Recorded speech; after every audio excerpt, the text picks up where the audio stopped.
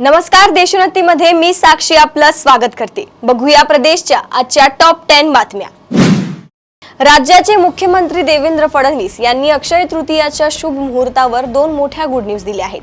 देवेंद्र फडणवीस आणि अमृता फडणवीस यांची सुकन्या दिविजा फडणवीस ही 10वी उत्तीर्ण झाली आहे।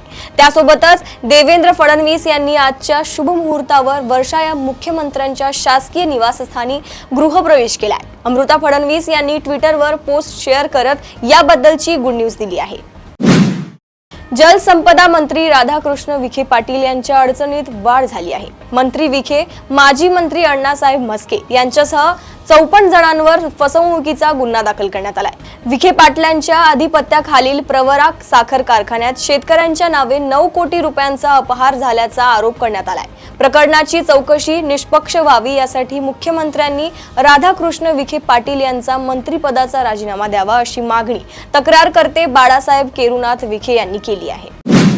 3.5 मुहूर्तांपैकी एक असलेल्या अक्षय तृतीयेच्या मंगलदिनी दगडूशेठ गणपतीला 11,000 आंब्यांचा महानैवेद्य दाखविण्यात आला। दरवर्षीप्रमाणे यंदाही अक्षय तृतीयेच्या मंगलदिनी गणरायाभोवती आकर्षण आणि मनमोहक आंब्यांचा आरास करण्यात आली असून हे दृश्य साऱ्यांचे लक्ष वेधून घेत आहे। पुण्यातील प्रसिद्ध व्यापारी देसाई बंधू आंबेवालेंचे मंदार देसाई आणि कुटुंबियांच्या वतीने हा महानैवेद्य देण्यात आलाय।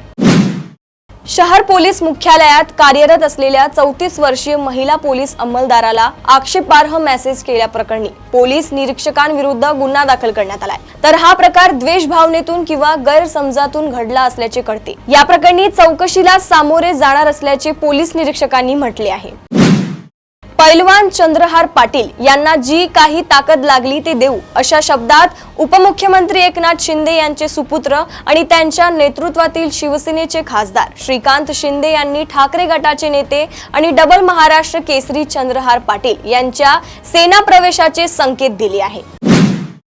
ज्या औरंगजेबाशी लढताना छत्रपती संभाजी महाराज यांनी बलिदान दिले त्याच औरंगजेबाचे वंशज आज कट्टरपंथी आणि दहशतवादी म्हणून हिंदू धर्मीयांवर हल्ले करत आहेत। त्यामुळे आता तरी मुख्यमंत्री देवेंद्र फडणवीस यांनी महाराष्ट्राच्या भूमीतून औरंगजेबची कबर कायमची हटवावी। जर महाराष्ट्रातून औरंगजेबाची कबर सरकार हटवणार नसेल तर सनातन हिंदू धर्मीयांना त्यासाठी पुढाकार घ्यावा लागेल असा इशारा त्यांनी यावेळी दिला। ते नागपूर येथे बोलत होते। पुण्यातील सरकारी बीजे वैद्यकीय महाविद्यालयातील 3 पदव्युत्तर विद्यार्थ्यांना ज्युनियर डॉक्टरांना रॅगिंग केल्याच्या आरोपाखाली निलंबित करण्यात आले आहे। इतकेच नाही तर त्यांना वसतिगृहातून काढून टाकण्यात आले आहे। ससून रुग्णालयाशी संलग्न मेडिकल कॉलेजचे डीन डॉक्टर एकनाथ पवार म्हणाले की ऑर्थोपेडिक्स विभागातील द्वितीय वर्षाच्या पदव्युत्तर विद्यार्थ्याविरुद्ध तक्रार मिळाल्यानंतर कॉलेजने ही कारवाई केली आहे।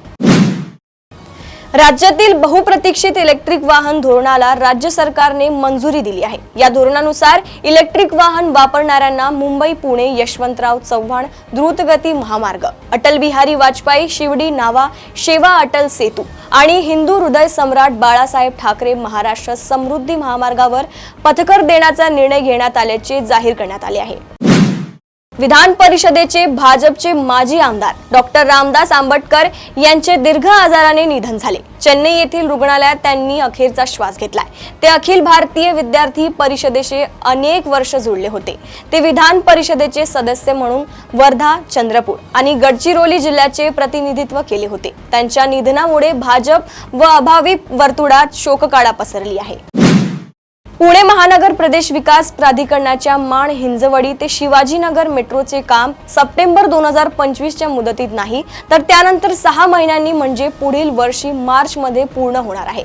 त्यामुळे या मार्गावरून दररोज ये जा करणाऱ्या वाहनधारकांना तसेच माहिती तंत्रज्ञान क्षेत्रातील कर्मचाऱ्यांना आणखी 11 महिने वाहतूक कोंडीतूनच मार्ग काढावा लागणार आहे।